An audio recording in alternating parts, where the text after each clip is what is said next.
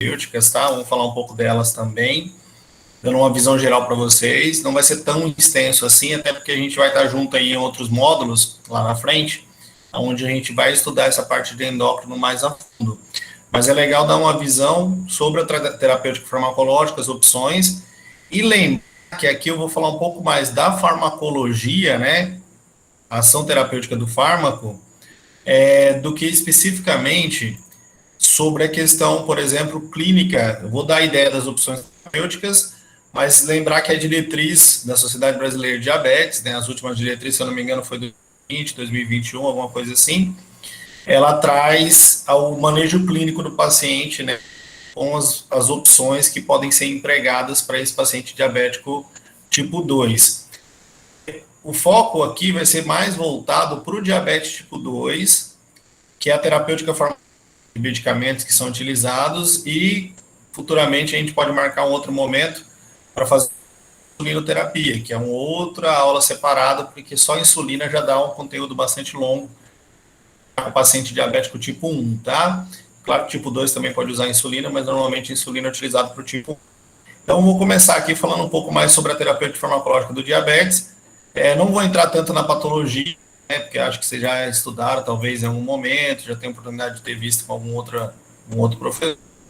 Mas eu quero que vocês tenham um foco agora mais sobre a questão da farmacologia, como opção terapêutica, e quais são as drogas que são e algumas interações também, que a gente vai falar um pouco, que podem ser responsáveis por aumentar a glicemia do paciente. Beleza? Qualquer dúvida, gente, vocês podem ir perguntar, fica à vontade, tá? Eu vou tirar a imagem aqui só para facilitar.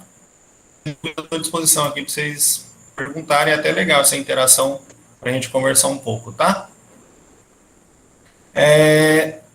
Vamos lá, eu vou colocar aqui, olha, a terapêutica farmacológica do diabetes tipo 2, principalmente, e eu vou colocar com alguns grupos de fármacos que são grupos mais antigos, mas que ainda são implementados no tratamento do paciente. Então, sulfonilureias, biguanidas, tiazolidinodionas, tá? Meglitinidas e inibidores da alfa-glicosidase. Professor, eu nunca ouvi falar dos nomes desse, eu nunca ouvi falar nada, é estranho para mim, é diferente.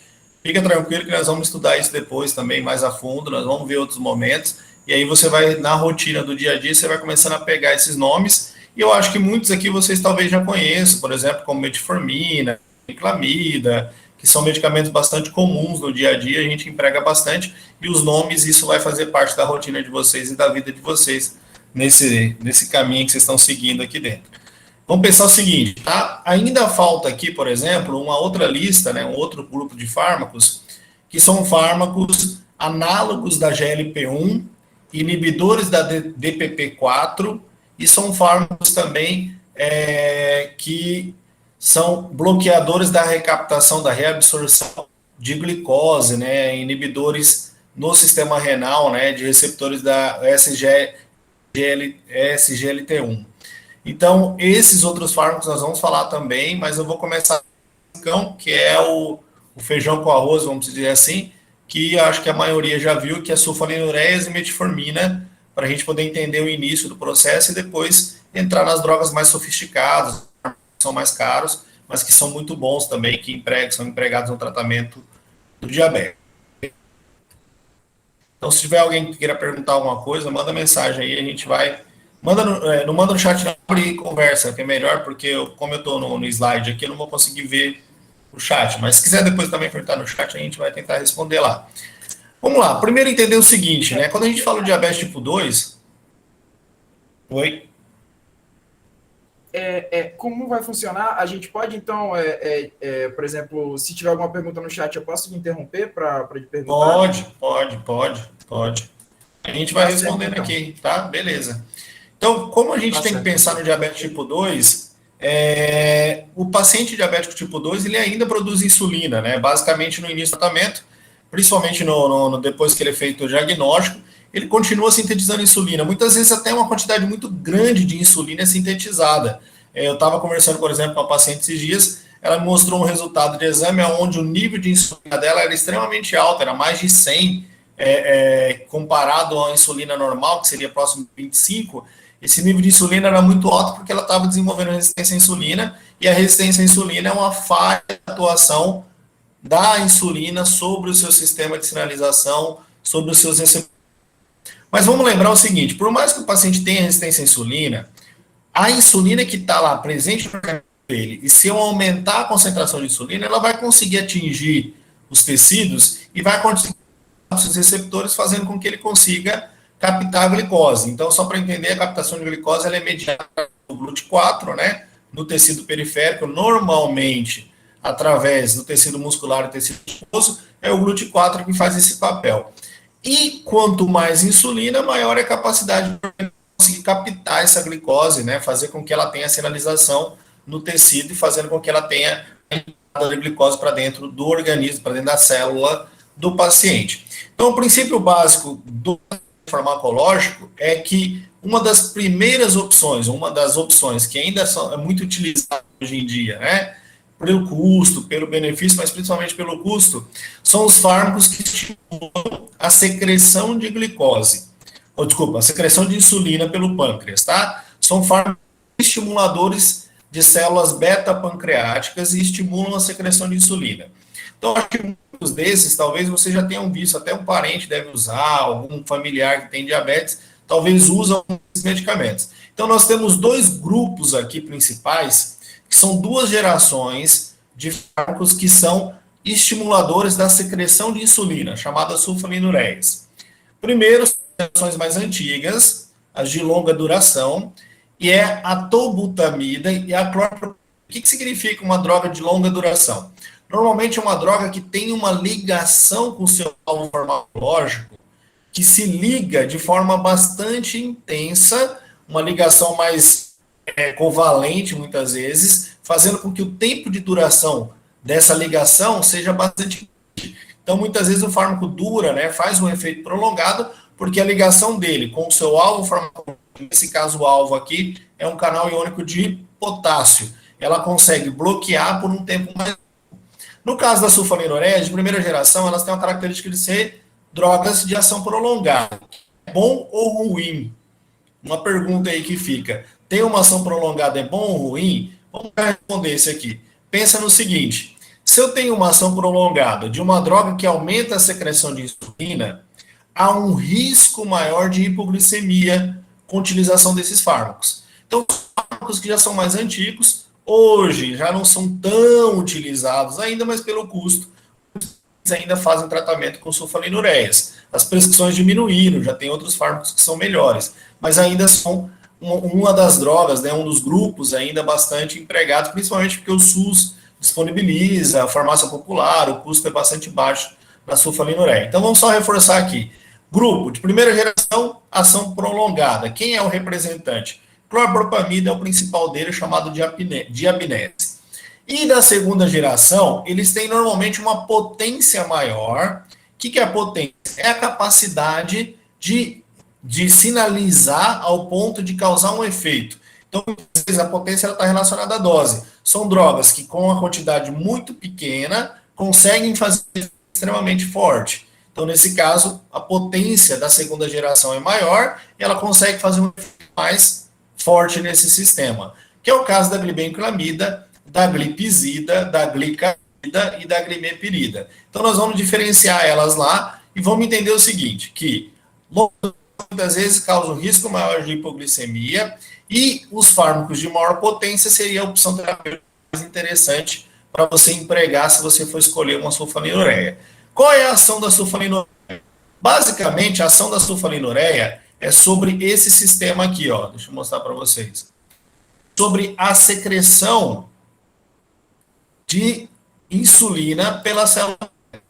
A célula beta, ela tem essa característica de só sinalizar através do GLUT4 quando você tem um nível de glicose mais alto. Então, normalmente, quando você está com uma glicemia basal, por exemplo, 90 miligramas por decilitro, que é uma glicemia normal aí, fisiologicamente, quando você está em jejum, né, normalmente você mantém essa glicemia próxima de 70, ela não sinaliza, a célula beta está quietinha lá sem secretar insulina, né? Porque se ela secreta insulina, ela vai causar um risco de hipoglicemia em você.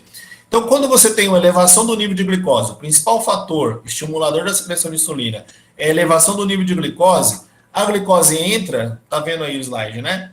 A glicose entra pelo GLUT2, ela é convertida, né? Ela é feita uma quebra dela através da enzima, produz ATP, e esse ATP é utilizado como fonte de energia para fechar um canal de potássio. Esse canal de potássio, depois que ele é fechado, ocorre despolarização, e a despolarização é para que o cálcio entre para dentro da célula beta, e o cálcio dentro da célula beta ativa o sistema de citoesqueleto celular, que estimula a secreção de insulina. Então, a beta vai trabalhar dessa forma, como o nível de glicose sobe. Quando você usa sulfonilureias, a glibenclamida, a glimepirida, elas fazem um bloqueio desse canal azulzinho aqui, olha, desse canal iônico de potássio. Algumas fazem um bloqueio mais longo, outras fazem um bloqueio mais potente desse canal. Quer dizer o seguinte, que ela atinge mais células e um número maior de canais. Quando você faz o bloqueio do canal, é como se você estivesse simulando a entrada de glicose, sem precisar de glicose, claro. Bloqueia o canal, estimula o processo de despolarização e aumenta a liberação de insulina. Então, essa é a parte da fisiologia e do entendimento do alvo farmacológico. Qual é o alvo farmacológico da sulfonilureia? Você tem que lembrar que, quando eu faço o bloqueio desse canal, há um aumento da liberação de insulina, e essa insulina vai fazer o papel dela, que é estimular a captação periférica de glicose. Só que tem um detalhe, essa é uma droga que é hipoglicemiante. Ela é hipoglicemiante porque ela aumenta a insulina. A gente precisa diferenciar isso porque os outros fármacos, por exemplo, a metformina, ela é hipoglicemiante. Ela é anti-hiperglicemiante. Então é diferente essa ideia. O hipoglicemiante é o cara que estimula a secreção de insulina e faz a sua glicemia basal, por exemplo. Mesmo que ela não estiver alta, se eu tomar uma sulfonilureia, vai baixar a glicemia. Eu vou ter hipoglicemia. A metformina não faz exatamente isso. Eu vou mostrar o mecanismo de ação dela. Ela tem uma ação periférica e o efeito dela seria anti-hiperglicemiante. Quer dizer o seguinte, ela só baixa a glicose que está acima do normal. Então, ela não tem um efeito hipoglicemiante normalmente. A metformina não causa essa alteração, tá? Por que eu estou falando isso? Porque você vai ver que a metformina é usada só para tratamento de diabetes. Por exemplo, síndrome de ovário policístico, você emprega a metformina para melhorar o quadro do paciente. Você emprega a metformina para outras funções também, fazendo com que você tenha uma melhora clínica do paciente aí, ok? Vamos lá, se tiver alguma dúvida, manda aí. Sulfonilureias, tá? Sulfonilureias são as drogas que são estimuladoras da secreção de insulina. Primeira geração é a clorpropamida, que é representante. Ainda existe no mercado, apesar de ser bastante pouco utilizada hoje em dia, mas ela tem a característica de ser uma droga estimuladora da secreção de insulina com uma ação bastante longa, que dura até 60 horas. Então, normalmente, o paciente usa em torno de 125 a 500 miligramas ao dia, tá? Para que você tenha um benefício e um efeito da droga, aumentando a secreção de insulina. Tem duas situações clínicas que nós precisamos levar em consideração quando a gente fala de sulfonilureia. Primeira, tá? Risco de hipoglicemia, principalmente em sulfonilureia de ação prolongada. Segunda, a clorpropamida tem uma característica de causar retenção hídrica, hiponatremia e retenção hídrica. Então, um dos efeitos colaterais dela seria aumentar a pressão arterial do paciente. Então, a maioria dos pacientes são hipertensos e diabéticos. E você já tem um problema aqui. Dois problemas. Você tem um problema que a droga tem uma ação prolongada e você tem um de hipoglicemia, você tem um outro problema que é a elevação da pressão arterial. Então, a gente entende por que ela não está sendo tão empregada hoje em dia. Mas ainda é uma opção terapêutica, caso tenha alguma necessidade de utilização, ela pode ser empregada no tratamento farmacológico do diabetes tipo 2, em pacientes que têm célula beta, tá? Se o paciente não tem célula beta funcionante, se ele já é um diabético de longo, já morreu boa parte da célula beta, não adianta eu ficar dando sulfonilureia, que não vai ajudar não, tá? Porque ela só funciona se ela secretar insulina. Então, a primeira geração é isso. Característica principal é você ter uma de ação prolongada, tá? E você tem um efeito também de retenção hídrica e elevação devido ao mecanismo de ação dela sobre o sistema de potássio, sobre canais iônicos de potássio. Você acaba causando um risco de de alterações dessa pressão arterial no paciente que muitas vezes não pode ter a pressão elevada porque ele já é hipertenso. Por isso que ela não está sendo tão empregada hoje em dia. A segunda geração já é muito comum. A gente vê um paciente usando, por exemplo, glibenclamida. Glibenclamida é baratíssimo na farmácia popular é de graça, pelo SUS é de graça. Então tem muito paciente, vocês vão acabar prescrevendo muita glibenclamida ainda para o paciente utilizar. É uma opção terapêutica barata, simples, que está de fácil acesso. Qual é a diferença? Potência, ela tem uma ação mais potente, porém uma ação mais curta, ela não dura tanto tempo. Isso reduz o risco de hipoglicemia no paciente. O tempo de duração dela é de 24 horas. A ação é igual, mas o tempo de ação dela dura de 16 a 24 horas. Então, na maioria das vezes, esse paciente ele vai fazer o uso dessa medicação no período da manhã, tá? Um comprimido antes do café da manhã, em jejum. Depois ele tem que tomar o café da manhã, se não tomar ele vai ter hipoglicemia, mas ele faz a utilização com água antes do café da manhã, porque ela tem uma melhor absorção se fizer nesse horário. E a outra questão é o seguinte, eu utilizo a manhã e eu posso empregar ela no período da noite. Se for necessário, eu posso usar 2 vezes ao dia. Mas o paciente faz a utilização 1 vez ao dia, fazendo com que eu tenha um mecanismo de ação aí de 24 horas praticamente de efeito. Então, nesse caso, a vantagem é que o risco de hipoglicemia é um pouco menor, tá? Causa hipoglicemia? Pode sim, mas o risco é um pouco menor, tá? E, nesse caso, tem uma vida plasmática um pouquinho mais curta, ok? Então, é uma opção terapêutica interessante, é uma opção terapêutica bastante acessível aí para a maioria dos pacientes. Aí eu vou colocar mais 2 drogas, tá? De ação, 2 sulfonilureias, tá? Que são de segunda geração. Uma é a... Pode falar. Surgiu uma pergunta aqui no chat do Ícaro. Ele falou bem assim, professor, de uma vez que a utilização de sulfonilureias em longo prazo, como monoterápico, podem ocasionar distúrbios metabólicos. Aí ele deu o exemplo de diminuição na produção de insulina pelas células beta. Ele quer saber se essa afirmação ela está correta ou se ela pode ser utilizada com outro medicamento. Não, vamos lá, Ícaro, é o seguinte.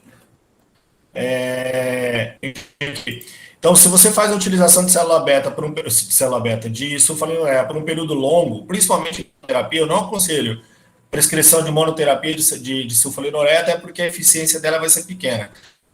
Na maioria das vezes, eu vou ter falência de célula beta. Então, é comum o paciente ter uma falência de célula beta, uma falha do funcionamento dela, principalmente numa terapia de longo prazo. O paciente passa 15 anos tomando sulfonilureias. Depois desses 15 anos, ele começa a ter falência de célula beta, né? Depois de 15 anos, não, né?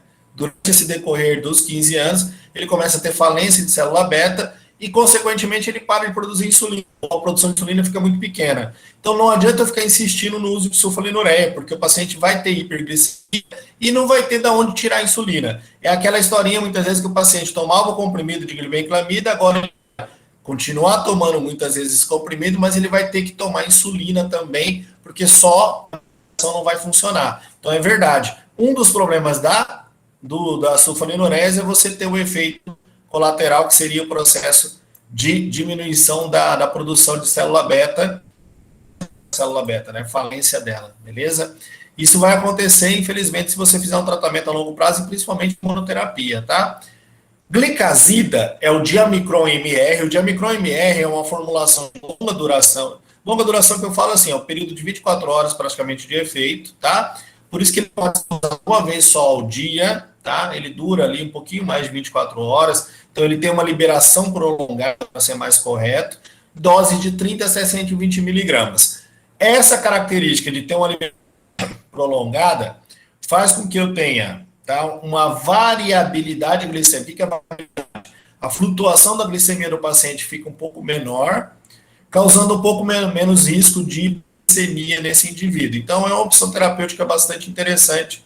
Se o paciente puder usar Diamicron como sulfonilureia, é uma opção porque ele vai ter um efeito de liberação prolongado durante o dia todo e ele não vai dar uma pancada só. Muitas vezes a medicação faz um efeito muito rápido e muito potente, causando um risco de glicemia. Nesse caso, não, porque ele é liberado de forma gradativa, tá? Uma outra formulação que é a glipizida, a gente tem a glipizida e a glicazida depois, mas a glipizida, que o nome é minidiab, né, o nome comercial, ela tem a característica de ser administrada 2 vezes ao dia, parecida com a glibenclamida, tá? Não tem muita vantagem terapêutica com as outras. A única questão, assim, é que o produto dela, né, o metabolismo dela, ele não é ativo. Então, normalmente, o metabólito não sendo ativo, o risco de hipoglicemia também diminui. Então, é uma opção terapêutica interessante para o paciente idoso. Função renal tem que estar ok, porque ele tem eliminação urinária, eliminação renal, tá? Em pacientes que têm disfunção hepática renal, você pode ter um risco maior de acúmulo da droga no organismo desse paciente. Terapêutica sem grandes vantagens, no caso do idoso seria uma das opções, porque você pode utilizar, se o paciente tem a capacidade de metabolizar e eliminar por via urinária, ela vai ter um benefício grande aí de controlar a glicemia do paciente. Lembrando que esse tipo de fármaco é o mais rápido de todos, tá? Poder causar disfunção de célula beta, são os fármacos que você vê um resultado muito rápido. Quer dizer o seguinte, o paciente começou a tomar hoje, uma semana você já tem um nível de glicose mais baixo, né? É imediato, na verdade, mas pelo menos uma semana de adaptação no processo de absorção da medicação, você já vai ter um efeito de controle da glicemia daquele paciente, enquanto que tem fármacos que vai demorar 4 a 6 semanas para ter resultado clínico, tá? O último das sulfonilureias aqui é a glimepirida. Glimepirida, ela varia de 1 a 4 miligramas, tá? É uma dose única diária, normalmente dose, né, de 2 até 4 miligramas, tá? E ela tem uma capacidade de fazer um efeito bastante rápido na liberação de insulina, tá? Ela faz com que você tenha insulina, um efeito bastante interessante durante 24 horas do dia, reduzindo o risco de hipoglicemia, porque ela não tem causa uma flutuação tão grande na glicose do paciente. Então vamos lá, vamos só reforçar aqui a informação. Primeira geração, tempo de ação muito longo, risco maior de hipoglicemia e elevação da pressão arterial, efeito colateral ruim aí. Segunda geração, vamos dar destaque aqui para glibenclamida, que tem uma ação terapêutica de 24 horas, mas pode ser administrado 2 vezes por dia se for necessário. Tem uma ação biológica sem causar tanto risco de hipoglicemia no paciente. E vamos dar destaque aqui para a glimepirida, que é uma outra opção terapêutica bastante eficiente, com baixíssimo risco de hipoglicemia, tá? Tem uma ação bastante grande e rápida no controle glicêmico, vai baixar a glicemia do paciente e a duração é de 24 horas, de um dia praticamente de utilização, então a pessoa utiliza uma vez ao dia, tá? Não precisa fazer 2 administrações da glimepirida. E aí a gente precisa lembrar o seguinte, tá? Para quem que eu glinureias? Paciente diabético tipo 2, que é produtor de insulina e normalmente é um paciente obeso. Por que não é um paciente obeso? Porque sulfonilureia aumenta o apetite. Grande parte dos pacientes vão engordar de 4 a 6 quilos quando começa a fazer tratamento com sulfonilureias. Então, lembrar que paciente não obeso, paciente que tem a função do pâncreas ainda preservado, é produtor de insulina, e eu vou querer usar uma droga que tenha uma glicose de forma efetiva. Reduz praticamente 2% da hemoglobina glicada e reduz de 60 até 70 miligramas por decilitro da glicemia jejum desse paciente. Grande maioria das vezes você vai empregar esse tipo de fármaco associado à metformina, porque a metformina aumenta a captação periférica de glicose e melhora o funcionamento, né, da insulina no tecido periférico. Então, normalmente você consegue reduzir, né, sozinha 2% da hemoglobina glicada e até 70 miligramas da glicemia de jejum do paciente. E combinado você consegue reduzir aí praticamente 2,5% da hemoglobina glicada e aumenta aí mais 10 miligramas na glicemia de jejum do paciente na hora de você, quando você faz associação com metformina, beleza? Então, lembrar aqui de algumas que eu já tinha falado para vocês e o risco aí de elevação da pressão arterial com a clopropamina, o risco de hipoglicemia, né, que isso todos os fármacos da família podem trazer, A dose excessiva, sabe aquele paciente que não lembra se tomou? Tem muito paciente idoso que vai, assim, a situação é bem comum, né? O paciente, ele, eu tomo todo dia a mesma medicação, mas aí ele chega de manhã, ele deveria estar tomando a glibenclamida dele, e aí chega na hora do almoço, ou 1 hora da tarde, ou 10 horas da manhã, sei lá, ele fala, será que nesse caso é melhor fazer glicemia capilar, faz o teste, verifica se a glicemia do paciente está alta, e aí utiliza sulfonilureia. Se não, via das dúvidas, não dá, tá? Porque se você der, pode causar um risco de hipoglicemia.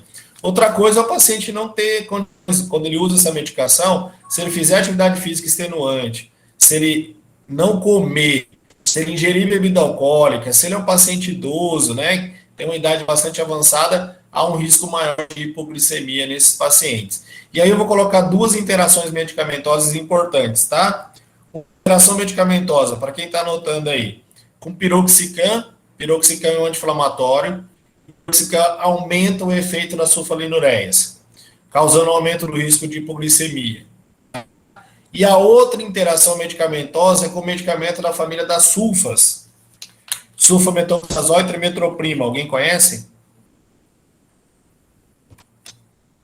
Sulfamethoxazol e trimetroprima é um medicamento para diabetes, é um antibiótico, um antimicrobiano, que ainda é bastante empregado, né, para algumas funções aí, e o risco dessa medicação é causar uma interação com a glibenclamida, né, e com outros medicamentos da família, causando um efeito maior da medicação e um risco maior de hipoglicemia. Então, são duas interações relevantes, que é com piroxicam, dando um risco de hipoglicemia, e com sulfamethoxazol mais trimetroprima também aumentando o risco de hipoglicemia, tá?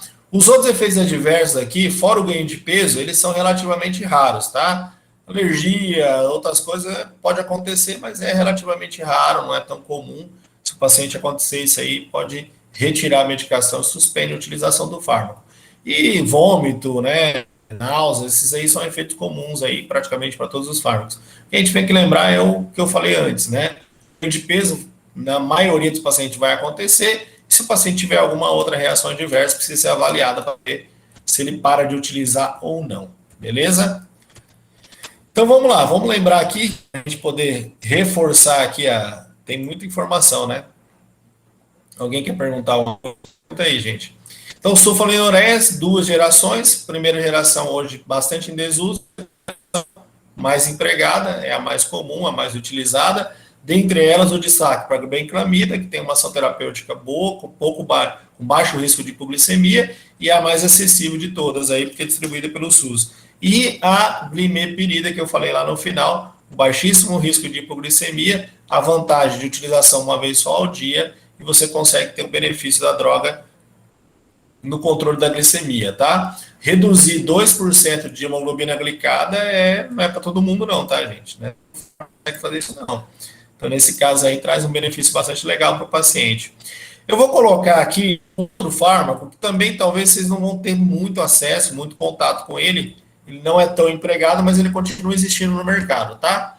Que é a meglitinida. Meglitinida é a repaglinida e a nateglinida. Esses dois fármacos aqui, eles têm uma ação igual à sulfonilureia. A diferença é que o efeito deles é maior quando você tem a sinalização da glicose. Então, toda vez que você ingere o alimento, depois do almoço, né? Depois da alimentação, a sinalização da glicose que entra para dentro da sulfonilureia, da célula beta, é potencializada pela meglitinida. Então, é uma medicação pós-prandial. Ela controla a glicemia pós-prandial do paciente. E aí eu vou colocar de uma forma para vocês entenderem como é que a gente controla essa glicemia do paciente, como é que você sabe se a medicação está funcionando ou não. Primeiro, vou perguntar para vocês aqui, como é que vocês sabem se a medicação está funcionando ou não? O medicamento para diabetes está dando certo ou não para o paciente? Como é que você faz para descobrir isso?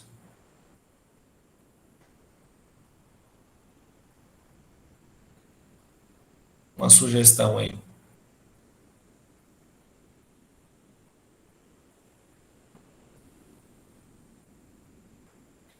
Todo mundo quieto, ninguém quer falar nada.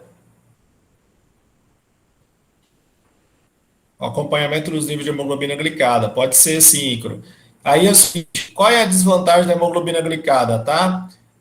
A principal desvantagem da hemoglobina glicada é que você não sabe qual é o horário que a glicemia está alterada.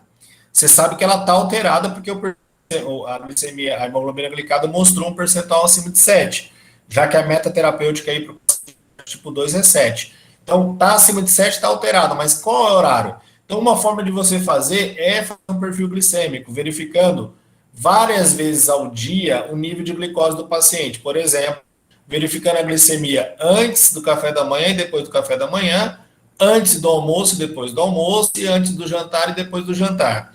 Esse perfil glicêmico, durante 3 dias na semana pelo menos, ele vai te dar uma visão de qual é o horário melhor, ou qual é o horário que está melhor e qual é o horário que está pior a glicemia do paciente. E aí, pensando em tratamento, tá?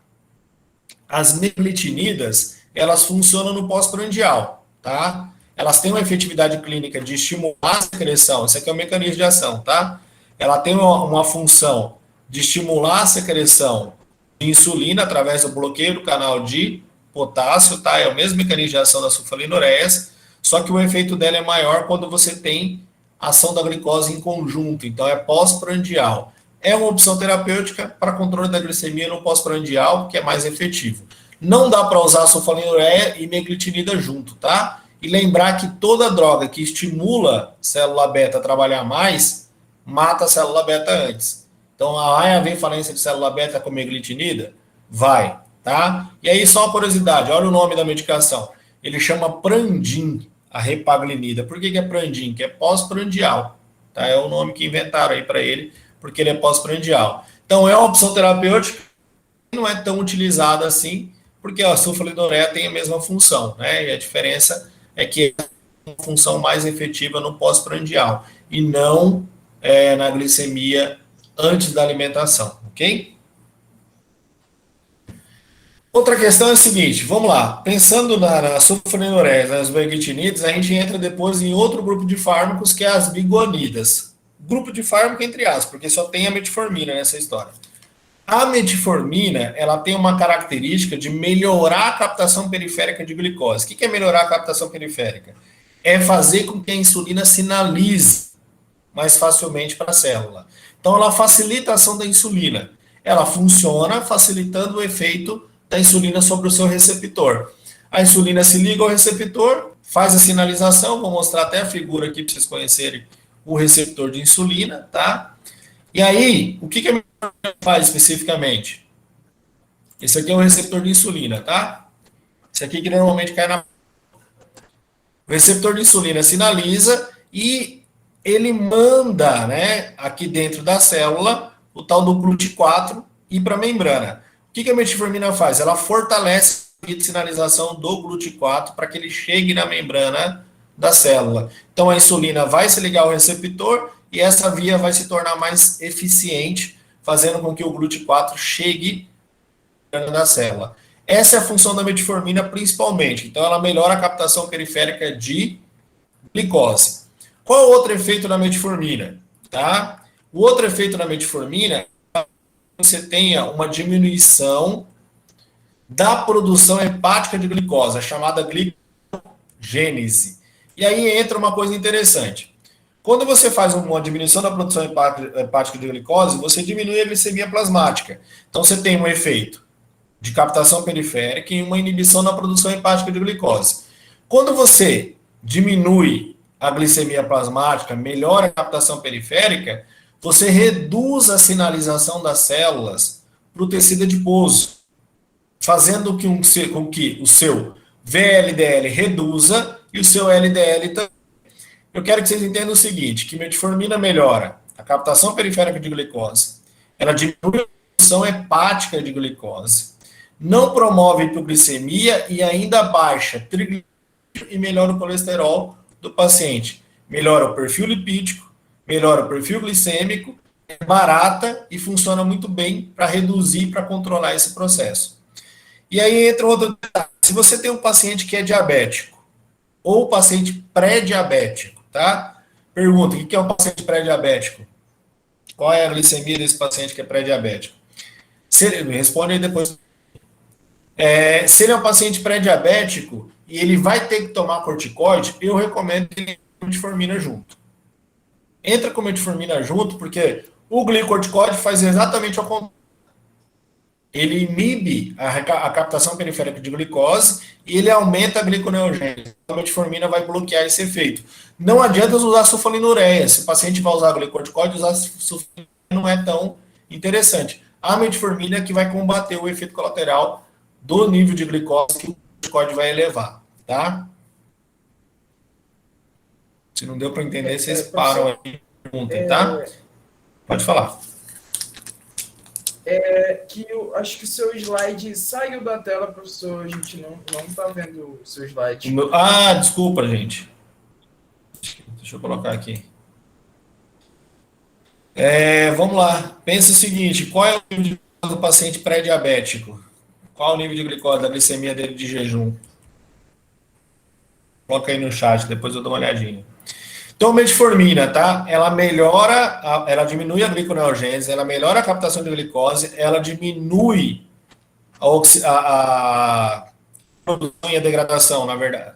Desculpa, ela aumenta a oxidação, ela diminui os níveis de LDL e diminui os níveis de triglicerídeo, melhorando toda a função de perfil lipídico e melhorando também a glicose do paciente. É um fármaco bastante interessante, não tem tantos segredos, tem um efeito colateral. O efeito colateral no início do tratamento, principalmente nas primeiras 2 semanas, é o desconforto intestinal, é a diarreia, dor abdominal, náusea e pode ter vômito.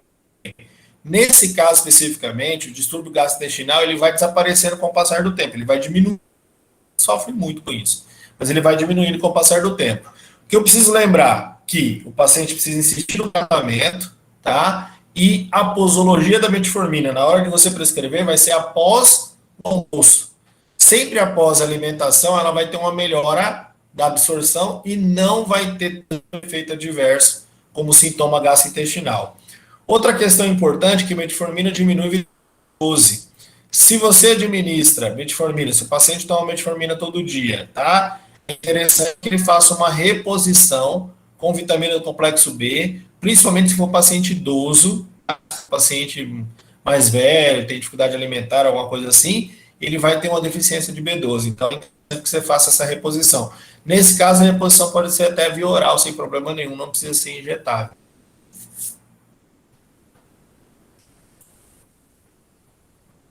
Tá? O Lucas colocou, o Leonardo falou até 125, tá? O Leandro colocou aqui. Realmente, até 125 é o padrão para você considerar um paciente que é pré-diabético. Se esse paciente é pré-diabético, ele tem que tomar corticoide agora, eu entraria com metformina com ele para tentar reduzir o risco dele desencadear o diabetes dali para frente, porque o glicorticoide vai causar os efeitos colaterais que eu falei para vocês lá, beleza? Gente, a metformina, ela é bastante segura, tá? Não é metabolizada especificamente no fígado, ela sai intacta pela urina, então a eliminação urinária é bastante efetiva.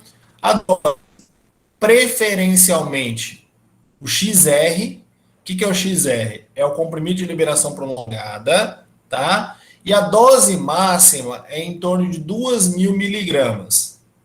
Até 2.500 ela é tolerável, mas 2.000 miligramas já é um nível bom de metformina para o paciente, que a dose máxima aí seria o ideal para controlar a glicemia, né? O paciente que tem uma glicemia mais alta. Então, sempre administrar após a alimentação, dá preferência para o comprimido de liberação prolongada. Normalmente a dose é de 500 ou de 850 ou de 1 grama, com dose máxima de 2 gramas, ok? 1 grama de metformina administrado uma vez ao dia é tão eficaz quanto se você fizer a administração de 500 miligramas 2 vezes ao dia. E a vantagem, 1 grama uma vez ao dia, ele é mais tolerável. Você vai administrar depois do almoço, e isso vai fazer com que você tenha redução do efeito do desconforto gástrico. Metformina emagrece, diminui o apetite, é utilizada para paciente obeso. Então só tem que falar bem da metformina, tá? ela reduz um pouco o apetite do paciente, ela melhora a captação periférica de glicose, ela diminui a produção hepática de glicose, ela diminui o VLDL, o glicerídeo propriamente dito aí, né, basicamente, ela baixa o colesterol, melhorando o perfil lipídico do paciente, tá?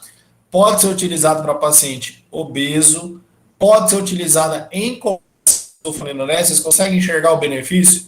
A sulfonilureia secreta insulina e a metformina funcionar melhor. Então, os dois juntos funcionam bem para você controlar a glicemia do paciente. Tem dois efeitos colaterais que são efeitos colaterais que causam um certo desconforto, que é o problema gastrointestinal, e a longo prazo, a deficiência de vitamina B12, com risco até de anemia megaloblástica causada pela metformina, tá? Baixa 30% da glicemia em jejum, baixa até 40% pós-prandial e reduz a hemoglobina glicada em 2%. Na maioria dos pacientes, você tem um perfil de melhora bastante efetivo com a metformina. E além disso, é barata. Ok? Reduz o risco cardiovascular. Eu não sou diabético e tomo metformina, só tenho ideia porque eu gosto dela. Na verdade, eu tomo porque eu sei que eu estou acima do peso, então não tenho perfil lipídico alterado. Eu sei que se eu melhorar a minha taxa metabólica e melhorar a captação de glicose, fazer uma dieta com metformina, a perder um pouco mais o peso, né? A reduzir o peso. Não funcionou até agora, mas tem esperança ainda, tá? Tudo isso que eu falei para vocês é efetivo, tá? Dá resultado sim, tá? Ora, diminui marcadores automáticos de ativação endotelial, tipo os marcadores de inflamação, os marcadores que aumentam o risco de formação de trombo ou de placa ateromatosa. Então, é basicamente uma vantagem você ter um controle com a ação da metformina nesse sistema, beleza? Efeito colateral, considera-se importante: diarreia, dor abdominal, desconforto gástrico, gosto metálico na boca. 20% dos pacientes vão ter esse efeito colateral, tá? Só usar depois da alimentação, que vai diminuir bastante esse efeito adverso, ok? Acidose lática. Aí eu vou colocar um post que a gente fez no Instagram. Quem não segue a gente lá, segue lá no Consulta Farma, tá? O nosso Instagram. Esse dia a gente fez um post, o professor Christian fez lá, que falava exatamente sobre isso. A acidose lática pode acontecer no uso da metformina? Pode, tá? Quando? Tá? Em pacientes que têm TPOC, que já sofrem com risco maior de acidose lática, em pacientes com disfunção renal, já que ela tem eliminação urinária, em pacientes alcoólatras, em pacientes que têm uma doença hepática, né? Crônica também, porque vai ter outras alterações. E vamos lembrar que, tá? Pacientes que vão fazer exames com contraste iodado e tomam metformina, uma recomendação é que eles suspendam o uso da metformina 36 a 24 a 36 horas antes de fazer o contraste, antes de aplicar o contraste. Por que essa recomendação? O contraste iodado pode causar ira, né, insuficiência renal aguda. E essa insuficiência renal aguda pode causar acúmulo da metformina, aumentando o risco de acidose lática. Então, existe uma correlação entre uso de contraste, ira, acidose lática causada por metformina, tá? Não sei se vocês sabiam disso, mas acho que é legal a gente reforçar essa informação, porque o risco existe, tá? Deficiência de vitamina B12, 4 a 5 anos em paciente idoso, tá? Lembra disso? Paciente idoso pode ter essa deficiência, principalmente que foi uso prolongado de metformina. Síndrome de ovário policístico. Alguém vai perguntar alguma coisa assim do policístico ou não? Uso metformina por quê? Qual a explicação? Alguém sabe?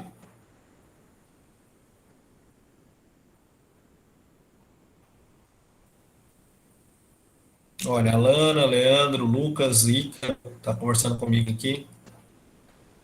Síndrome de ovário policístico. Alguém dá uma sugestão aí, por que a gente usa medicamento para diabetes?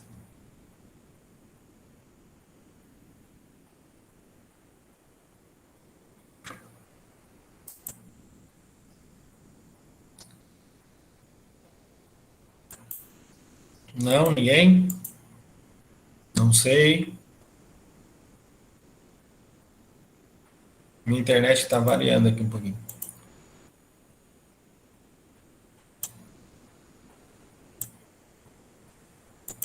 Vamos lá, vamos tentar explicar aqui. Na síndrome de ovário policístico, um dos mecanismos que leva às alterações estruturais, tem que lembrar que a insulina, ela não tem uma função só para captação de glicose, tá? Ela também faz um papel muito importante na sinalização celular, fazendo com que eu tenha modificação intracelular de genes que vão se duplicar, que vão induzir a célula a se multiplicar ou não. Então, na síndrome de ovário policístico, um dos mecanismos em alguns pacientes é a falha de sinalização da insulina. Então, você tem uma falha do funcionamento da insulina sobre esse sistema, causando o quadro, né, da síndrome, causando o processo da síndrome de ovário policístico. Você tem um efeito androgênico, por isso que você usa hormônios antiandrogênicos, no caso aí tem um que vou usar o nome da Yasmin aqui, tem um anticoncepcional chamado Yasmin, que tem uma composição que é a dosperinona, que é uma ação antiandrogênica. O que é uma ação antiandrogênica? Que bloqueia a ação da testosterona. Então ela acaba diminuindo essa síndrome do ovário policístico. Mas em alguns pacientes não é só o efeito antiandrogênico da testosterona, da dihidro principalmente, que causa a síndrome. Você tem um efeito da sinalização da insulina. Então eles descobriram que a resistência à insulina é um fator de desencadear o processo de desenvolvimento da síndrome de ovário policístico. Para isso, você usa a metformina para sinalizar melhor a insulina e para fazer com que você tenha redução desse mecanismo, tá? Ela tem uma efetividade bastante interessante, melhora a síndrome de ovário policístico, reduz as complicações, né, que a síndrome pode causar, como hirsutismo, queda de cabelo, outras alterações, modificações dolorosas da pele, acne. Em algumas situações ela traz alguns benefícios, tá? Ela reduz o risco da paciente se desenvolver diabetes tipo 2, já que a paciente já tem resistência à insulina no ovário, né? Melhora o perfil lipídico, melhora a pressão arterial do paciente e reduz o risco cardiovascular. E esse efeito, né, da síndrome de ovário policístico também pode ajudar a paciente a engravidar com mais facilidade. Então, são benefícios que a própria droga vai trazer quando você usa, muitas vezes, associado a um hormônio antiandrogênico, tá? Um anticoncepcional antiandrogênico. Aí, o anticoncepcional entra normalmente o Diane, que tem a ciproterona, tá? Entra o Selene também, que tem ciproterona, ou a dosperinona, que tem na Yasmin, no Iase, no Elaniciclo, que são anticoncepcionais com hormônios antiandrogênicos, tá? Então, já resumindo a história, olha, ela normaliza o nível de testosterona livre, ela melhora a relação LH e FSH, tá? Ela melhora, na maioria das vezes, o ciclo menstrual da paciente, reduz o hirsutismo, acho que todo mundo sabe o hirsutismo, não, que é o crescimento de pelo, né, na mulher em locais meio estranhos, né, locais que não deveriam crescer, no rosto, em outros lugares que não deveria aparecer tanto pelo, então ela melhora, diminui o risco de aborto, então melhora a chance de gestação da paciente, tá? E diminui o risco de doenças cardiovasculares e também de resistência à insulina ou diabetes, beleza? Então, depois da aula de hoje, todo mundo vai tomar metformina, né? Gostaram da metformina aí, tá? Aqui, olha, eu coloquei um exemplo, né? Na ovulação, o uso de clomifeno, que é um indutor de ovulação, associado ao tratamento com metformina. E eles chegaram a um estudo que mostrou que com clomifeno e tratamento de síndrome de ovário policístico, a paciente melhora 90% o ciclo menstrual dela e a ovulação dela, aumentando a probabilidade de uma gestação adequada. Então, só o clomifeno teria um efeito bem pequeno, então a melhora da síndrome de ovário policístico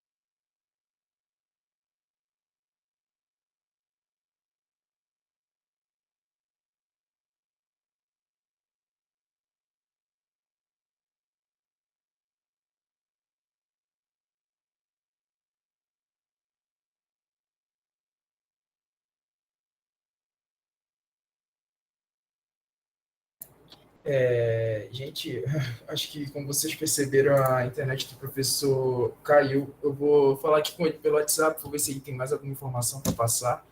E, bem, eu vou mandar o form de presença aqui, tá? Já agora que eu acredito que se ele tiver mais alguma informação já vai ser rápido. Então,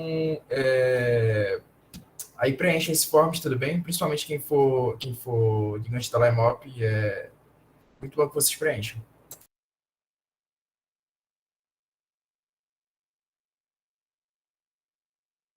Eu aqui, gente. Opa, tudo. Oi, voltou. Aí, Estão me professor? ouvindo? Sim, É a estou te WSP escutando. que atrapalhou a vida da gente.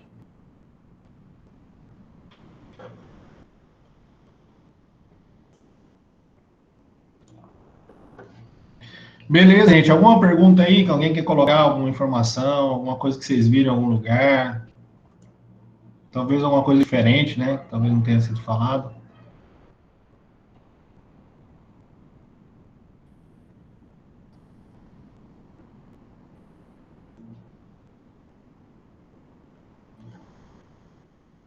Então vamos lá, vamos continuar aqui. Professor, Oi, pode falar.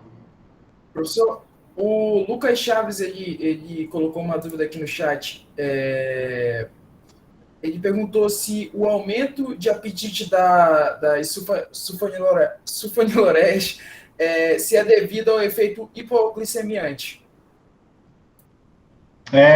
Na verdade, é porque você secreta mais insulina, então automaticamente a insulina vai fazer o papel dela de retirar a glicose do sangue. E quando você retira a glicose do sangue, a tendência é que você tenha outros agentes, né, hormônios, que vão ser responsáveis por estimular a sua ingesta calórica. Então, esse sistema vai acabar aumentando o seu apetite, vai acabar fazendo o paciente ganhar peso. É por causa da redução da glicemia mesmo. Você reduz a glicemia, a redução da glicemia estimula a gente aumentar o apetite aí do processo. É um efeito colateral bem comum aí na sulfonilureia, beleza? E, assim, é relevante para quem já é obeso, tá? E é relevante para quem não pode ganhar nenhum peso, tá? Então, engordar mais. Aí é relevante. Agora, paciente que não tem tanto esse problema, não teria tanta restrição de utilização, a gente precisa se preocupar com os outros efeitos colaterais, tá? Vamos lá. Tem um outro grupo de fármacos, tá? Um deles foi tirado do mercado, então vou até arriscar a apresentação, que é a rosiglitazona. Ela está aqui ainda, mas ela foi tirada do mercado por causa dos efeitos cardiovasculares, do risco, né, de complicações cardiovasculares que ela trouxe para o paciente. Foi um estudo clínico aí que mostrou que ela causava um risco elevado de complicações cardiovasculares. No caso aqui, olha, a gente tem um grupo de fármacos que tem um nome bonito, que é tiazolidinodionas. Tiazolidinodiona é um fármaco, tá, que estimula um receptor chamado de PPAR, é o PPAR gama, tá? Esse receptor PPAR, quem quiser se aprofundar no negócio, que é complexo, mas que é muito interessante, ele tem uma relação direta com lipodistrofia, inibidor de protease no paciente que toma inibidor de protease, que é o caso do paciente com HIV. Então, se alguém quiser depois buscar isso e fazer um TCA, sei lá, alguma coisa desse tipo, dá um trabalho legal, que é a relação, né, do funcionamento do inibidor de protease com dislipidemia, lipodistrofia e o receptor PPAR. Esse receptor PPAR, no caso do diabetes, ele faz com que eu tenha uma melhora da sinalização intracelular da insulina. Então, esse fármaco, a pioglitazona, que hoje é comercializada ainda no Brasil, ela reduz em 30% a insulina necessária no nosso corpo. Inclusive, ela foi até usada em paciente diabético tipo 1 para diminuir a necessidade de insulina. O paciente diabético tipo 1, mas que estava muito acima do peso e que tinha que usar uma dose alta de insulina, os médicos utilizavam pioglitazona. Qual foi o problema? Tive um estudo aí uns anos atrás que mostrou que essas drogas podem causar dano hepático e evento cardiovascular grave, risco de morte por complicações cardiovasculares, como infarto. Então, a rosiglitazona foi um estudo que foi a droga que foi utilizada no estudo e ela mostrou esse risco, então ela foi tirada no mercado. Sobrou a pioglitazona, que ainda é prescrita, né? Muitos médicos ainda têm um pouco de receio, mas ela é prescrita ainda bastante aí para os pacientes.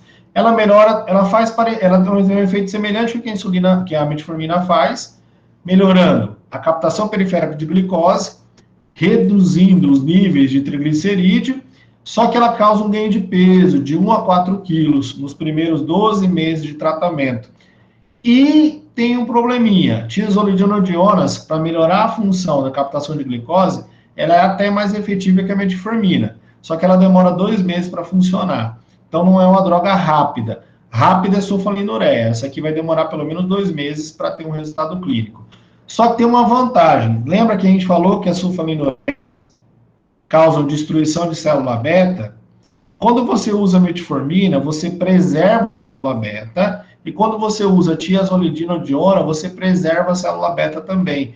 Então, ela diminui a chance da célula beta entrar em falência, tá? Ela aumenta a sobrevida da célula beta, porque a célula beta vai descansar, vai trabalhar menos, não precisa produzir tanta insulina e, consequentemente, a chance dela sobreviver, o risco dela morrer é menor, né? Dela entrar em falência de célula beta é um pouco menor. Então, isso é interessantíssimo no uso de tiazolidinodionas também. É usada para paciente com síndrome de ovário policístico também, pode ser empregada, apesar da metformina ser a melhor, tá? E em pacientes até obesos também, ela pode ser empregada, apesar de causar um ganho de peso de 3, 4 quilos, né? Basicamente isso. Efeitos colaterais seria o risco cardiovascular e a alteração aí dos níveis de colesterol e triglicerídeo, um problema na utilização desses fármacos, tá? Hepatotoxicidade, ganho de peso e a retenção hídrica que pode acontecer nesse tipo de fármaco. Ela é empregada, mas nem tanto, tá? Bem menos utilizada hoje em dia comparado aos outros, tá? Inibidor de alfa-glicosidase eu não vou colocar porque não é nem utilizado mais. Então vocês não vão nem encontrar mais. Apesar que manipulado, talvez alguém ache ainda. Mas vamos lá. Importante agora, tá? Eu falei de dois caras que são importantes, metformina e falei também da sulfonilureia, são carro-chefe do tratamento, tá? Pioglitazona também é importante, mas menos usado do que essas drogas por causa do risco que a gente sabe de complicações cardiovasculares que demonstrou com a rosiglitazona, tá? Agora entra a família dos inibidores da DPP-4. O que é a DPP-4, gente? Vou contar uma historinha rapidinho. Pra vocês entenderem aqui. Vou prolongar tanto também, mas... Tá? O paciente que fez redução de estômago, eles fizeram alguns estudos que mostrou que... Redução de estômago não, desculpa. Aquela cirurgia que você muda a posição do intestino, né? Uma cirurgia, acho que até o Faustão fez. Você muda a estrutura do intestino.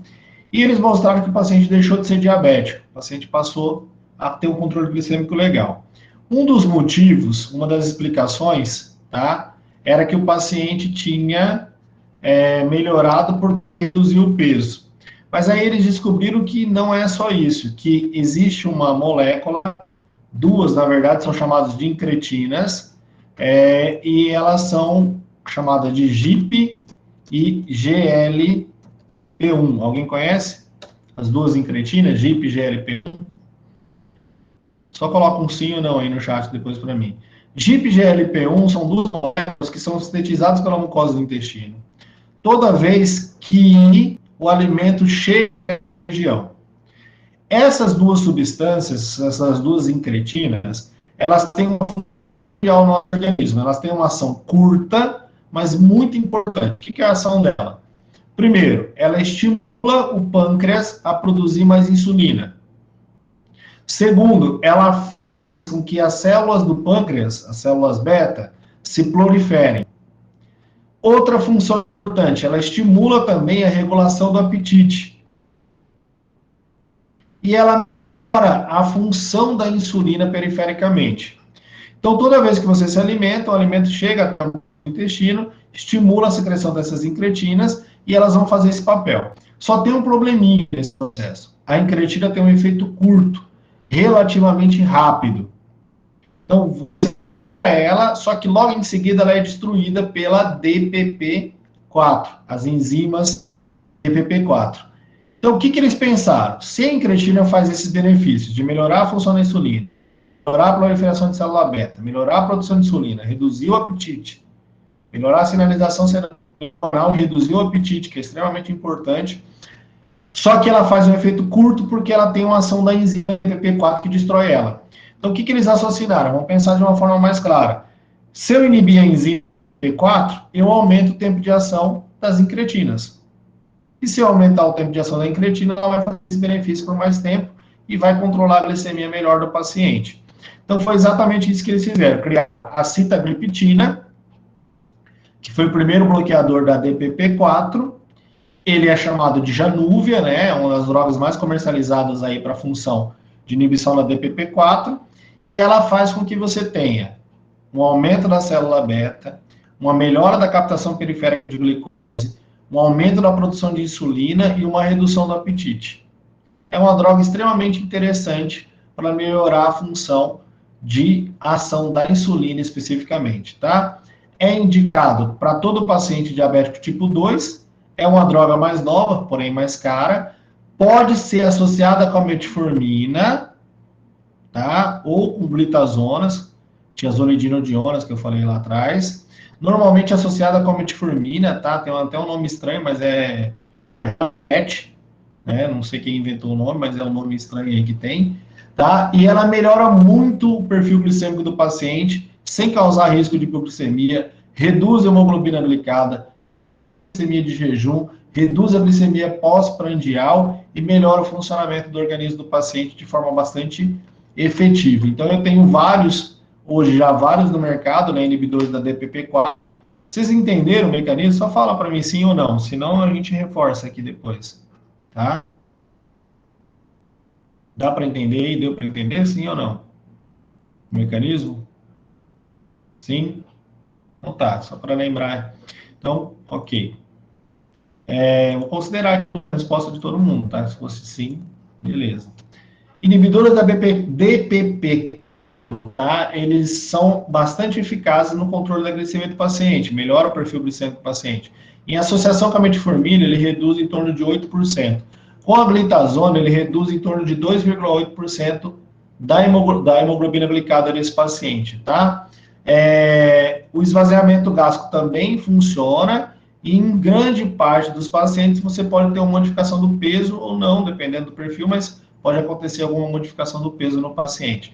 Efeitos colaterais muito pequenos, cefaleia, náusea e diarreia, isso é bastante tranquilo, não tem nenhuma complicação maior. E aí eu coloquei só uma tabelinha aqui, vocês estão vendo, olha, onde ele mostra metformina, sulfonilureia, né? Metformina, baixando a hemoglobina glicada. Baixa rapidamente, depois, infelizmente, o controle já fica mais fraco, né? A sulfonilureia também segue o mesmo perfil da metformina no controle da hemoglobina glicada, tá? E aqui, olha, é a hemoglobina glicada com Januvia, que é a sitagliptina. Então, a hemoglobina glicada, ela baixa bem mais, né? Controla bem melhor com o uso da sitagliptina, que é uma opção terapêutica bastante efetiva, que deve ser empregada no paciente tipo 2, porque ela é mais cara, tá? Já no MET também tem um efeito bastante legal, que é a Januvia, que é a sitagliptina com metformina.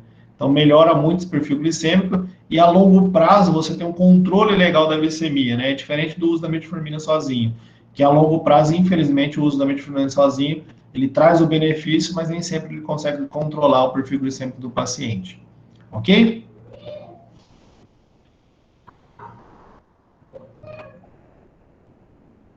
Então, se vocês entenderam o mecanismo do DPP-4, do inibidor DPP-4, vocês vão entender que, se eu inibir a enzima, eu aumento a atividade da GLP-1.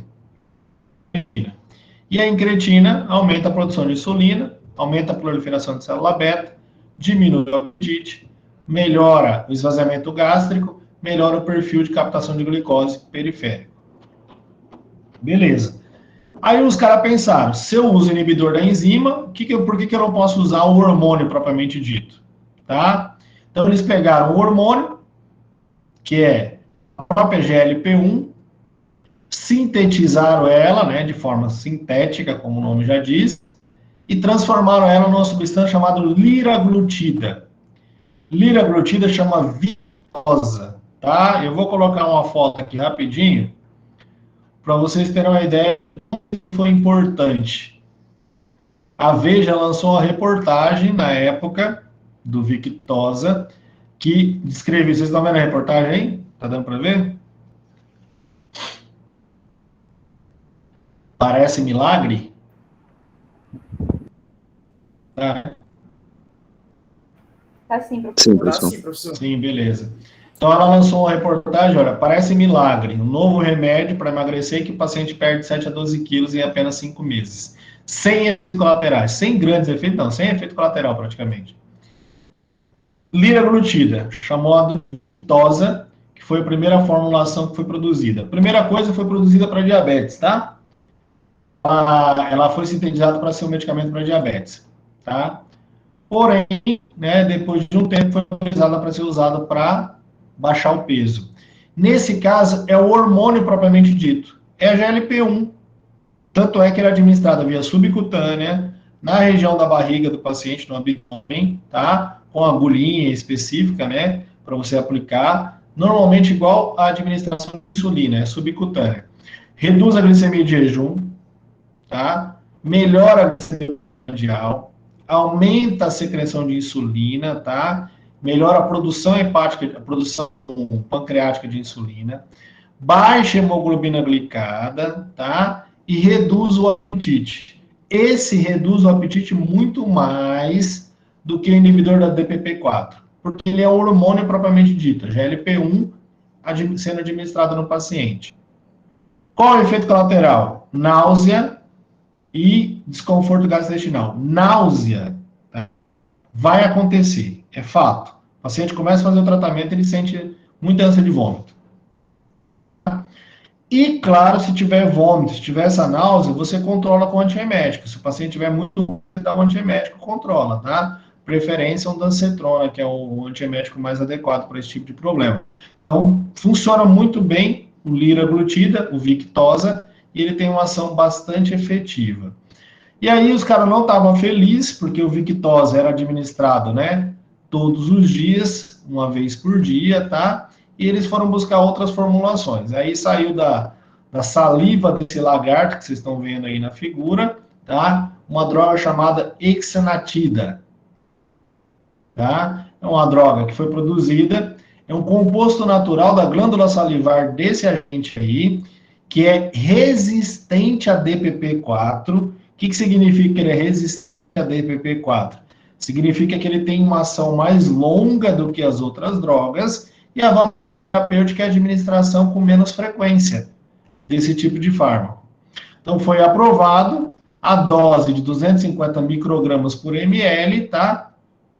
E o paciente vai fazer uma administração aí que pode ser feita, né, antes do café da manhã ou do jantar, também para fazer um efeito sobre o controle da glicemia do paciente. Então, é uma outra preparação, é uma outra opção terapêutica que o paciente tem de um análogo da GLP-1. Okay? Os níveis séricos duram de 4 a 6 horas, faz as mesmas coisas, tá? Para o funcionamento do sistema gástrico. Quando você fala em retardar o esvaziamento gástrico, esse tipo de droga faz com que você tenha uma diminuição do apetite, porque você se sente cheio mais rápido, né? Reduz a ingestão calórica, diminui o apetite, melhora o funcionamento da insulina e reduz até a secreção de glucagon, que melhora a função do glucagon também, tá? E aí entra mais um fármaco que eu acho que não está na minha lista aqui, que também é um análogo da GLP-1, tá? E aí eu vou até colocar ele aqui para vocês. Deixa eu ver se ele está aqui, peraí. Não, deixa eu colocar rapidinho, tá? Só para vocês verem ele aqui. Análogo da GLP-1, deixa eu procurar aqui.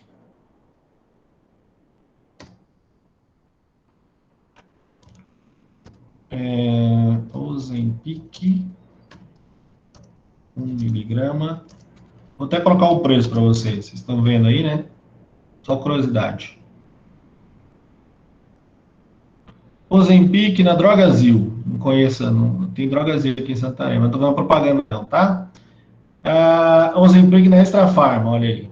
Tem aqui. Essa droga aqui, olha, o Ozempic, tá? É R$1.000. Miligrama, tá?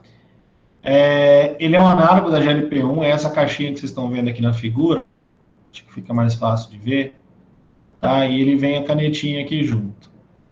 A diferença, o outro era liraglutida, você tinha que administrar uma vez por dia. Esse aqui você administra uma vez por semana, tá? Então essa é a principal vantagem, por exemplo, da semaglutida. É um medicamento para diabetes, foi inventado para isso, foi produzido para essa função, só que hoje ela é usada para emagrecer, basicamente isso. Então você tem três grupos no mercado que são análogos da GLP-1, tá?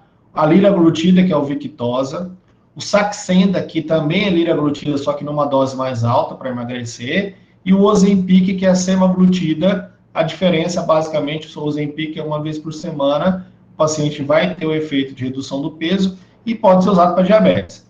O tratamento, por exemplo, com o Ozempic dura um mês, né, e custa um salário mínimo. Essa é a diferença e o custo real disso é bastante alto. Então, nós saímos lá da sulfonilureia de graça e nós estamos chegando a uma medicação que custa R$1.000.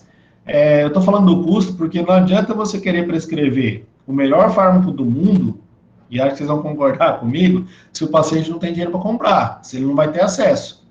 Então, pode prescrever o Ozempic? Posso prescrever liraglutida? Posso prescrever Victoza? Posso, mas eu tenho que saber se o paciente vai ter condição de comprar. Se ele não tiver, não adianta eu prescrever o melhor tratamento do mundo, porque não vai resolver em nada. Né? Ele vai chegar lá na farmácia, não tem dinheiro para comprar, não tem condições, ele não vai ter acesso. Mas vamos lá, fechando aqui a farmacologia, tá? Caminho final aqui, reta final, falta só um fármaco para a gente finalizar. Pensa o seguinte, tá? Paciente que usa antidiabético, ele pode usar análogo que usa outro, por exemplo, como metformina? Pode usar, pode ser associado até com sulfonilureia. Mas é interessante usar sulfonilureia porque ela causa falência da célula beta, né? Raciocínio lógico. Você quer preservar a célula beta, você está usando um análogo de GLP-1 caríssimo, que estimula a preservação de célula beta, aí você usa sulfonilureia que destrói a célula beta. Não faz sentido. Então você usa com metformina, tá? Funciona bem também, melhora o perfil glicêmico do paciente. Posso usar com glitazona, tá? Com aquelas tiazolidinodionas, que eu falei lá, que é a pioglitazona, também melhora esse processo, tá? Um estudo clínico ainda, porque é novo, mas melhora o perfil glicêmico do paciente, ok? Efeitos colaterais, eu já falei, náusea e vômito seria o efeito colateral mais comum, tá? Isso acontece com todo paciente que usa análogo de GLP-1.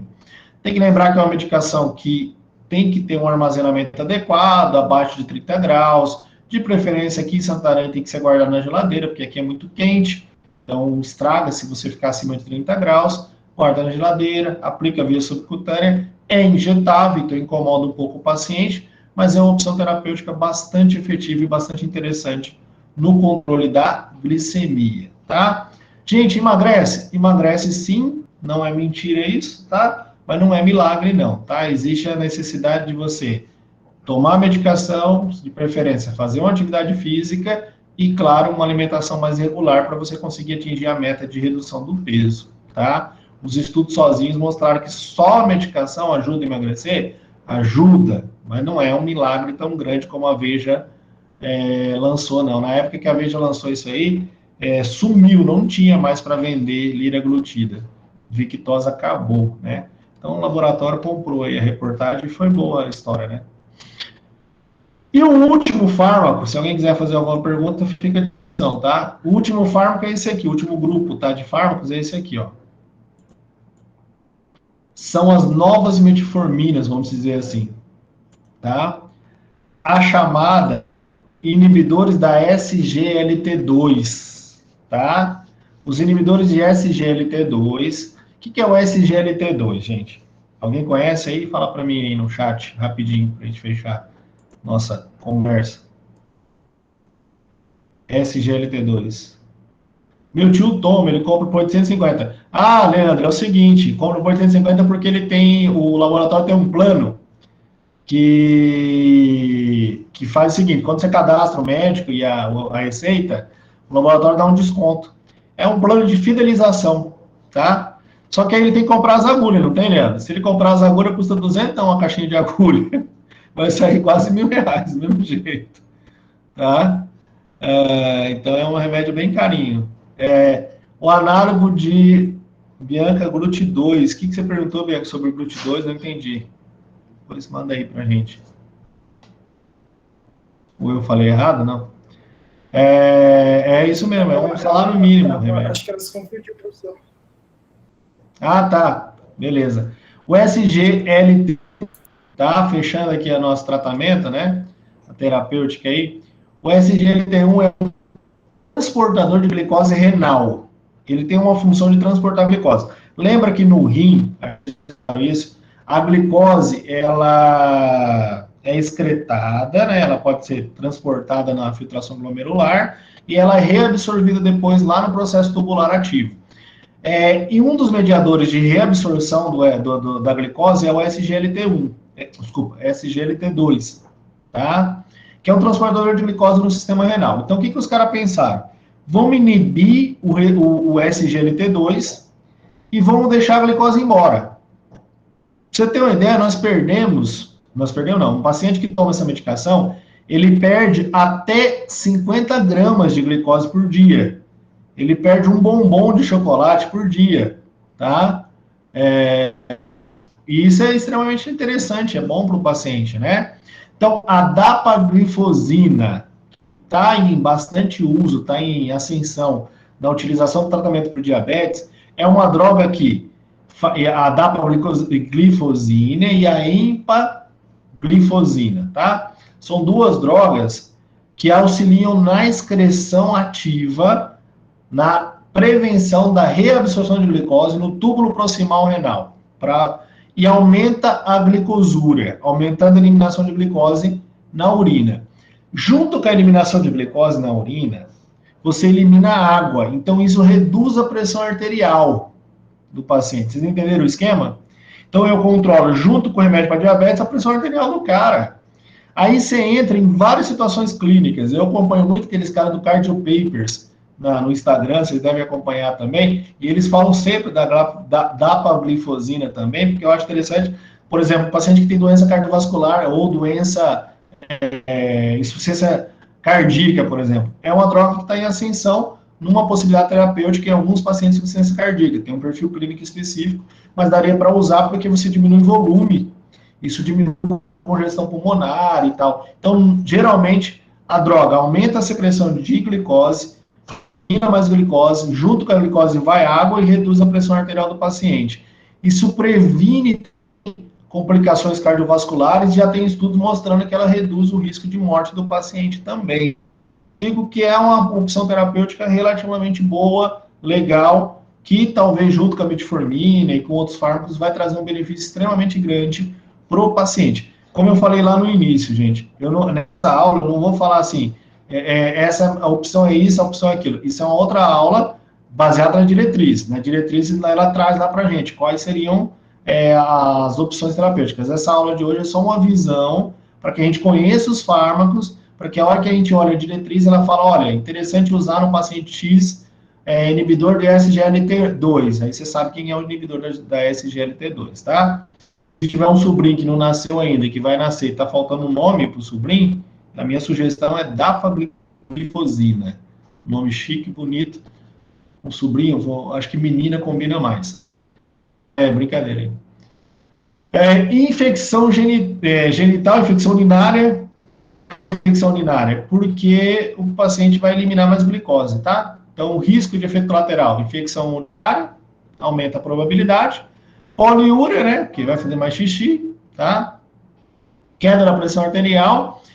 Quando você elimina mais glicose, quando você modifica o perfil glicêmico do paciente, o risco de elevação, nesse caso, de aumento do LDL, é um efeito colateral, tá? E pode, no início, aumentar transitoriamente a creatinina, tá? Mas isso é uma coisa que não causa nenhuma outra complicação no paciente, não. Só não use em paciente com taxa de filtração glomerular abaixo de 45, taxa de filtração glomerular baixa, paciente com insuficiência renal, porque se ele já está com insuficiência renal e você usar uma droga que piora, né, que aumenta o estímulo, né, de eliminação urinária, causar algum prejuízo para o paciente. Então, se o paciente tem no Calcroft-Gault lá, né, a taxa de filtração abaixo de 60, ou no MDRD, a taxa de filtração abaixo de 45, não é legal você usar esse tipo de fármaco, tá? Então, não tem outro segredo não, tá? Eu já falei, os outros fármacos também eu já falei, então esse é o benefício. E aí, lembra de quem, tá? Ah, SGLT2, ele é mais caro também, tá? Drogas mais antigas, metformina, que é bom, bonito e barato, acho fantástico a ação da metformina, é bem legal e acho muito interessante vocês usarem. Tiazoledinodionas, que não são tão empregadas hoje em dia, mas é uma opção terapêutica que funciona bem, a pioglitazona. A opção terapêutica dos inibidores da DPP-4, que vocês têm que lembrar deles, porque é uma opção muito interessante hoje em dia para melhorar o perfil glicêmico do paciente. Os análogos de LP1, o problema é o custo disso. Análogo de LP1 também funciona muito bem, melhorando o perfil glicêmico do paciente. E os inibidores de SGLT2, que fazem com que você tenha uma modificação da absorção, da reabsorção só de glicose no sistema renal, beleza? Pergunta aí. É muito rápido, né? A gente fala também muito rápido, acaba. Mas é uma visão geral mesmo, depois a gente vai estudar mais. Alguma pergunta, alguma dúvida? Alguém quer colocar alguma informação ou não? Professora, a dapagliflozina é vendida no mercado de forma isolada? Sim, é vendida sim, tá? Mas tem associação com outros fármacos também. Mas tem a dapagliflozina sozinha, tá? Deixa eu colocar ela aqui, não lembro o preço dela. É legal a gente conhecer. Dapagliflozina. Ela tem com metformina e tem sozinha, tá? Ela tem a Forxiga, que é a dapagliflozina sozinha, e ela tem associada com metformina.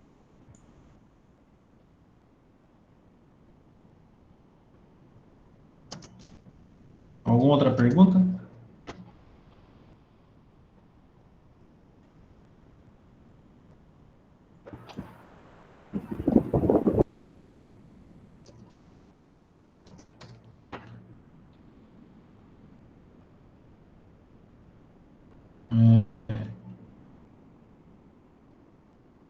Professor? Oi. Eu fiquei curiosa, mas é um pouco mais relacionado àquela parte do anticoncepcional que o senhor falou sobre o tempo, quando é uma dúvida minha. Pode falar. Sobre o diabetes. Certo, é porque eu tinha visto que o Selene, ele é bastante usado especificamente para essa situação do ovário policístico, mais para tratar essa patologia específica, até problemas de pele e tudo mais, e que ele seria menos eficaz na contracepção propriamente dita. Isso é realmente verídico? Não. O Selene tem uma ciproterona. O que é a ciproterona? É um antiandrogênico, é um bloqueador do receptor de testosterona. Na verdade, de testosterona, da forma ativa da testosterona. A ciproterona, ela tem uma ação de controle da ovulação, ela é um progestágeno, né? E ele é associado a etinoestradiol. Então, os dois combinados têm a mesma eficácia de concepção de qualquer outro anticoncepcional que seja pílula combinada. A eficácia gira em torno de 98% até 99%. Então, é uma eficácia muito grande. Não tem essa questão. Por mais que ele seja antiandrogênico, ele tem o mesmo benefício dos outros contraceptivos, no efeito correto, na utilização adequada dele. E a questão é a seguinte, né? O efeito antiandrogênico da proterona, no caso do Diane, do Selene, ele reduz da testosterona, então ele reduz o hirsutismo, ele reduz acne, ele reduz queda de cabelo, e tudo isso é benefício para a paciente também, tá? Então, no caso da contracepção, você vai ter o mesmo resultado, desde que a paciente faça o uso corretamente, que é fazer o uso diário, né, no mesmo horário, não esquecer do comprimido, nada, pode ficar tranquilo que vai ter o mesmo resultado como de outros anticoncepcionais, tá? O que aconteceu com o Diane, só para ilustrar aqui, foi que alguns estudos na Europa apontaram para o Diane como causador de trombo. Todo contraceptivo que tem estrogênio ele aumenta a produção hepática de fator de coagulação. Então, pacientes que já têm a predisposição à formação de trombo, tem contraindicação no uso de anticoncepcional. Qualquer anticoncepcional hormonal. Mas uns estudos europeus mostraram o Diane como um agente mais efetivo, né, que teoricamente causaria maior risco. Porém, vou lembrar o seguinte, foi um estudo mais lá nos Estados Unidos, na Europa, foi um estudo com alguns perfis de pacientes, não era com, pegaram alguns grupos de pacientes, então não era uma população geral, então isso ficou meio, não muito bem definido. Então, Diane, no Brasil a Anvisa tomou a decisão de não proibir, porque não tem esse relato mesmo, diretamente, e ele continua sendo comercializado normalmente. Então, como contraceptivo, funciona igual aos outros, não acho que tem essa não, tá? Desde que a pessoa faça o uso corretamente. A vantagem é que tem o controle. Só acrescentar uma última informação. Além da ciproterona, tem a dosperinona, que é a do anticoncepcional do Yasmin. O Yasmin, ele tem a dosperinona, que é um anti-androgênico também, tá? É um hormônio antiandrogênico, que causa menor retenção hídrica. A vantagem é essa. O Yasmin não causa aquele inchaço, né, que o anticoncepcional muitas vezes causa no paciente. Ok? Entendi, professor. Obrigada. Beleza. Eu tô falando que é Yasmin ou que é a Alana? Eu confundi agora. É Yasmin. Ah, tá. Ok, gente. Então é isso. Se tiver alguma dúvida, alguma coisa, eu sei que é rápido, é meio corrido, mas acho que pelo menos era uma visão geral. Não sei se ajudou, se atrapalhou, mas está à disposição para auxiliar. E a gente vai estudar mais sobre isso ainda mais para frente. Se quiserem também mais para frente, na semana que vem não dá, mas talvez na outra daria para fazer uma aulinha sobre quem tiver alguma dúvida também a gente faz, tá? Deixar, professor, que a gente vai se conversando pelo WhatsApp e aí eu de repasso, a gente vê aí o dia que o senhor está disponível. Beleza, e vai estudando farmacologia aí, quem está no terceiro, pega o livro de farmácia, dá uma